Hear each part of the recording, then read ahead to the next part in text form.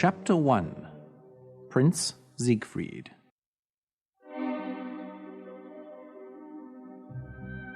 Once upon a time, in a faraway land, there lived a prince. His name was Siegfried, and he was very unhappy. His father, the king, had died. And since then, everyone in the palace had forgotten how to smile. Without his father, Siegfried thought he would never feel happy again. Every day, Siegfried sat at the window in his room in the palace, looking at the birds and the trees. How can they sing and fly so free? They must not feel like me. His servant Oslo tried to make the prince smile by telling him jokes or doing funny tricks for him. But the prince would not smile. I know you love me, Oslo, but I cannot smile. My heart is broken. Oslo would not give up. Let's go for a walk, good prince. Maybe we can find something outside which will make you happy. If you wish, Oslo, but I don't think there's anything that can make me happy. Oslo put on his hunting cap, and he took his crossbow. He enjoyed hunting, and he hoped to catch a bird or a rabbit for the prince. They walked through the forest until they came to a lake. On the lake, there was a beautiful white swan.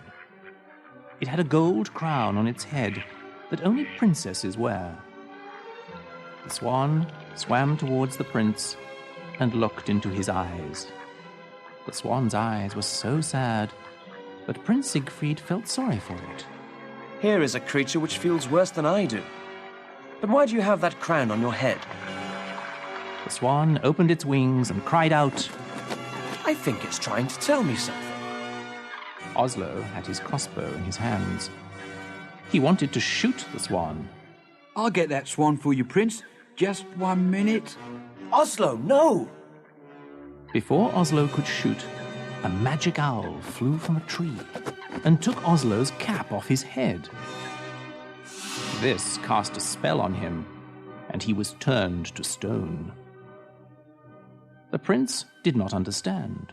Oslo, what has happened to you? Speak to me. He looked back at the lake. The swan was gone.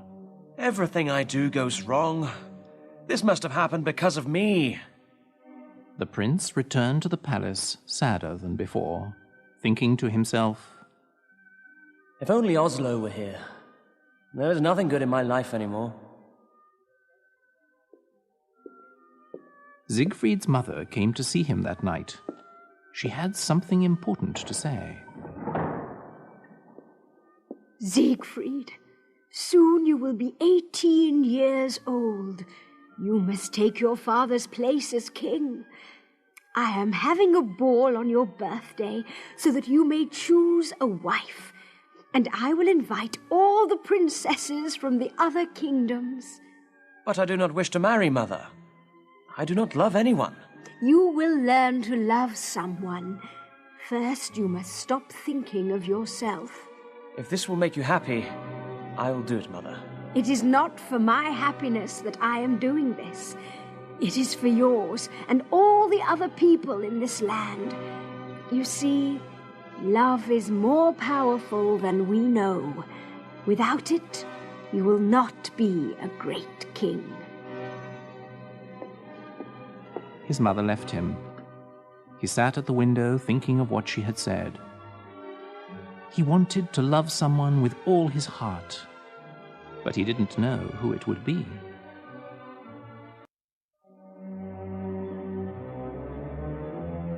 Chapter 2. The Beautiful Princess.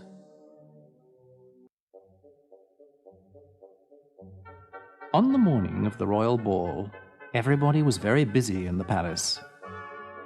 The queen's maids were preparing the queen's dress. The servants cleaned the floors and windows, and the cooks were cooking enough food for 1,000 people. The prince looked handsome in his red outfit, but he was still not happy. He left the palace to be alone and think, and went to the stone statue of Oslo. It's my birthday today, Oslo. I'm 18. That means that I must marry someone and become king. The problem is, I don't want to get married. I don't love anyone. There was a quiet splashing in the lake. Siegfried looked and saw the beautiful swan with the gold crown. There it is! The beautiful swan has come back. He went closer to the water to look at it. Its eyes had the same sadness in them. But it was happy to see Siegfried, and it swam close to him. Siegfried looked into its eyes and talked to it. I think you understand me. I think you know how people feel. A tear fell from the swan's eye. Don't cry. You should be happy that you are a swan. You will never have to marry someone you do not love. You will never feel sad when someone dies. The swan made a loud cry. Its wings moved back and forth at its sides. Suddenly an owl appeared, as if from nowhere, and flew at Siegfried's head, but it missed. The owl flew off, and the swan began to swim away. Wait, don't leave! Siegfried ran round the edge of the lake, following the swan. He had to run fast to see where it went. Soon he was in a part of the forest he did not know. Tall trees blocked out the sun. It was very dark. The swan swam to an ugly old castle. When it left the water, something magical happened. The swan turned into a beautiful princess. She had long, blonde hair, and she wore a long white dress. The crown was still on her head. Siegfried ran to where she stood at the castle door. Wait! Where are you going? The princess stopped, but she did not look at him. Look at me, please! My name is Prince Siegfried, and I want to know who you are. The princess turned to look at the prince. She had the same dark, sad eyes of the swan. My name is Princess Odile. But why were you a swan? Why do you look so sad? An evil wizard called Rockford cast a spell on me. I may only leave the castle during the day as a swan. Where is this wizard? I will talk to him. I will tell him this is wrong. No, you mustn't. He will hurt you, I know. He does not want me to see another man. Tell me where this man is. I will fight him and free you. No, you must leave. He is dangerous. I won't leave until I see him. You must be set free. Please. You are very kind, but you must go away. I won't. She looked into his eyes again. If you want to do something for me, you will leave now. Odile, I will leave if you want me to. But I want you to come to the ball tonight. I must choose a wife, and I want to choose you. I can't. The wizard won't let me. Find a way. Promise me you'll try. She spoke softly. All right. I'll try.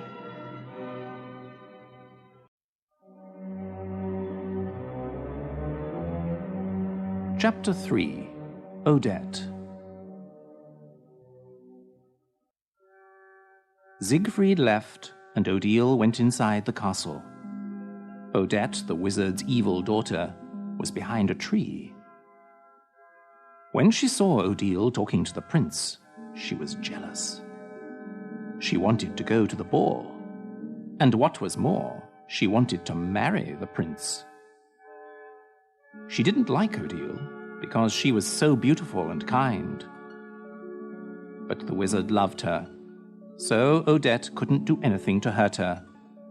Until now. Odette went to the wizard's room, but he was not there. The room looked like a museum. There was an Egyptian statue against one wall, and large aquariums full of strange fish. On a table stood many different colored bottles. Odette opened one of the bottles. Smoke came out of it. It smelled of burning wood. The magic owl flew into the open window, unseen by Odette, and changed back into the wizard. Do you like the smell? Oh, Father, you scared me. You wouldn't be afraid if you were not in my room when I wasn't here. I know, Father, but I have something very important to tell you. It's about Odile. The wizard opened his eyes wide. He was a tall man, with a long white beard and long white hair. He wore a big black hat and a long black robe with stars on it. Tell me what you know. First, you must promise to do something for me. What is it? I can't tell you now. First, I must tell you about Odile. Then I will ask for something. Will you do it? Tell me before I turn you into a frog. The wizard was very much in love with Odile. He would change his daughter into a frog because he wanted to know about Odile. Today, I saw Odile talking to Prince Siegfried.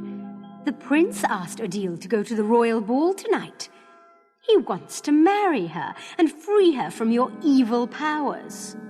The wizard turned in a circle and pointed his hand at the floor.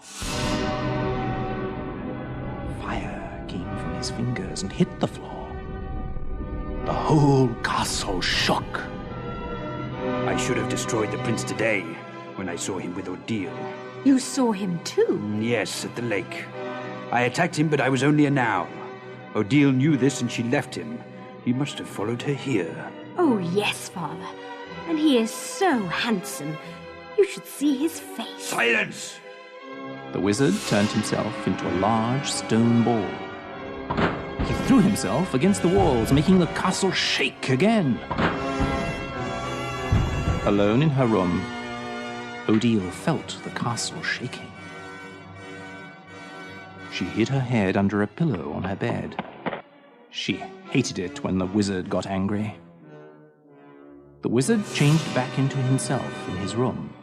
Now, Father, you promised you'd do something for me. I never promised you anything. Oh, Father, I want to go to the ball. I want to marry the prince. The wizard angrily raised his hand again. Then he thought of something. Slowly, he lowered his hand. You would like to go to the ball, wouldn't you? Oh, yes, Father. And you would like to marry the prince? Yes, I would. Then you will. And he will think that you are Odile. Oh, Father, what a wonderful idea. She put her arms around him. His body was cold as stone, and his eyes were filled with fire.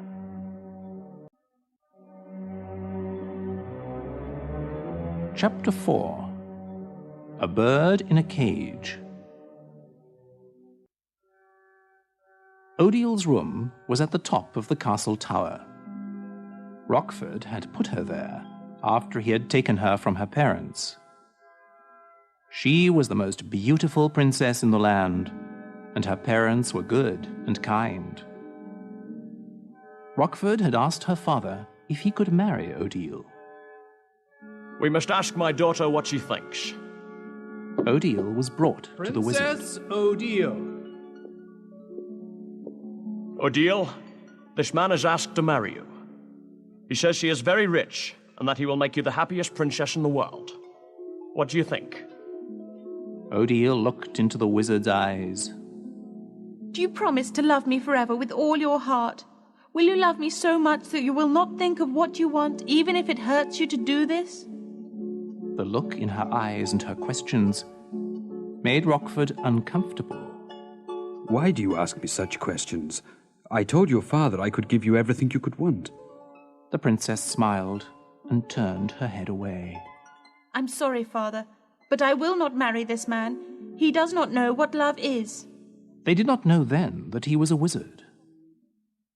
Rockford had looked like a prince. He wore beautiful clothes and looked very handsome. But when he heard what Odile said to her father, his face began to change. It became old and ugly. His clothes changed from blue to black. You don't know what you're saying, you silly girl. I do not have to ask for what I want. I am a wizard. I can do anything I please. He waved his hands through the air, and a fire started in the castle where the princess and her parents lived. He had turned Odile into a small bird in a cage and carried her to his castle where he locked her up in a tower. The entire kingdom was destroyed by this fire, and her parents were killed.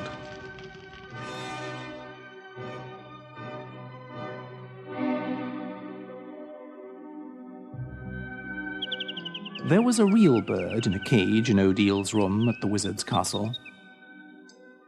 The wizard had put it there so that Odile would remember the power he had over her. He only let her leave the castle as a swan, because he did not want other men to fall in love with her.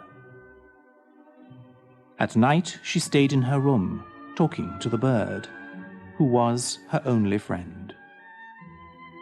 She called the bird Patrice, because it was her mother's name. Oh, Patrice, what should I do? The ball is tonight, and I am a prisoner here. I believe the prince loves me with all his heart. I saw it in his eyes. He loved me even as a swan. The bird began moving its wings wildly. It always knew when something horrible was about to happen. What is it, Patrice? What are you afraid of? Odile heard keys in her locked door. She put the bird and its cage behind a curtain, because she did not want the bird to see what was about to happen.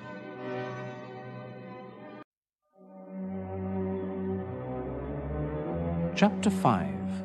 Odette's New Voice.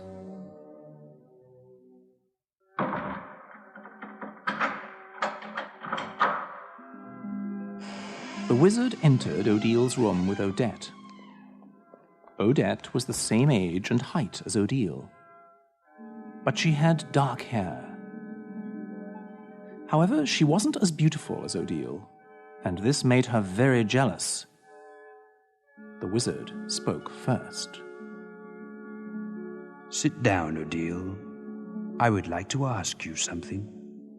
The wizard waved his hand, and a large and very comfortable pink chair appeared. Odile sat on it. Odette tells me that you would like to go to the ball tonight. Is that true? Yes. If I let you go to this ball, will you promise to marry me? I have told you. I will only marry a man who loves me and who I love. But you know I love you. If you loved me, you wouldn't keep me locked up in this castle. You wouldn't have killed my parents. You are a fool. Would you like to marry the prince? Is that it? He loves me more than you do. How do you know? He left you here with me. That shows you that you're wrong. He's afraid of me. He can't love you very much if he's afraid. He did it for me. I asked him to do it. And did you tell him that you would go to the ball? Yes. Then you lied. You knew I would not let you go. I said I would try. He knows that if I do not go, it is not because I do not want to. And how does he know this? You do not have to cast a spell on someone or make them rich to love you. You understand it by looking in their eyes. You know it by the way they speak and act. You are a dreamer. And you have no heart. Silence! The wizard raised both his arms and the castle shook. The curtain on the wall fell down, and the wizard saw the bird in the cage. Ah, the bird. If you hurt that bird, you're worse than I thought. The bird flew wildly as the wizard walked towards it. He picked up the cage. Now, why would I hurt this bird? It is like me. It has no heart. It does not feel anything when I do this. The wizard pointed his fingers at Odette. She changed into Odile. She had the same blonde hair, the same eyes. She was even wearing the crown. Odile stood up. Tonight, Odette will go to the ball as you, Odile. Siegfried will marry her, and we will see what true love is. Your hearts are nothing compared to my magic. You may look like me, Odette, but there is something missing from your eyes. The prince will know this. He does not love you, Odile. He only loves what you look like. I almost forgot. The wizard waved his hand. Odette, say something. When Odette spoke, she sounded just like Odile. Hello, Prince Siegfried. It's me, Odile. I love you. Odile ran to her bed, crying. She fell on the bed and covered her face. Rockford laughed loudly. He took Odette out of the room and locked the door behind him. When Odile looked up, only the bird was with her. It, too, had a tear in its eye. He is a fool. Good, but not Isidore. He is a fool. Yes, he is a fool. Max, she is. She is beautiful.